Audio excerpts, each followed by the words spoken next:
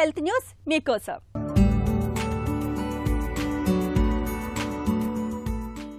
వయసు రీత్యా కలిగే జ్ఞాపక శక్తి క్షీణతను రోజుకు 5,000 అడుగులు వేస్తే 3 ఏళ్ల పాటు వాయిదా వేయొచ్చని అమెరికాలోని మాస్ జనరల్ విగ్రమ్ సంస్థకు చెందిన ఒక అధ్యయనంలో తేలింది.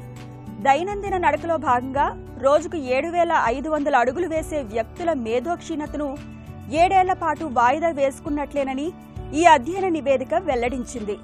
దాదాపు 300 మందిపై అధ్యయనం జరిపి ఈ నివేదికను వెలువరించారు. శారీరక శ్రమ లేకుండా జీవనం సాగించే వారి మెదళ్లలో హానికరమైన టావు అనే ప్రోటీన్ పేరుకుపోతుంటుంది.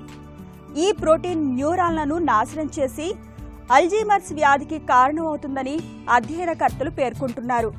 మనిషి మేధో కార్యకలాపాలను ధ్వంసం చేసే అల్జీమర్స్ అంకురార్పణకు జీవనశైలికి సంబంధించిన అంశాలే ప్రధాన కారణం.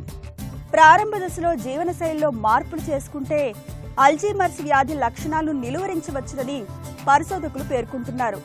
అల్జీమర్స్ వయసు మీరే కొద్దీ ముదిరే మేధో సంబంధ వ్యాధి.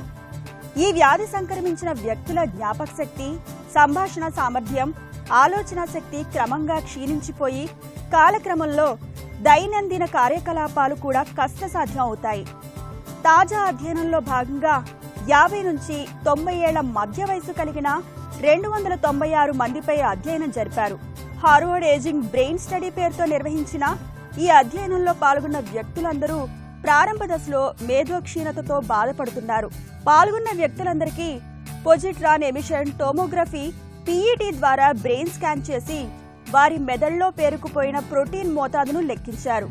శారీరక శ్రమ ఎక్కువగా చేసిన వారి మెదళ్లలో అబులాయిడ్ సంబంధ టావు ప్రోటీన్ తక్కువగా ఏర్పడి ఉన్నట్లు పరిశోధకులు గుర్తించారు. అంటే అలాంటి వారిలో మేధో క్షీణత తక్కువగా ఉంటుందని, వారిలో టావు ప్రోటీన్లు పోగుపడడం తక్కువగా ఉందని పరిశోధకులు వెల్లడిస్తున్నారు.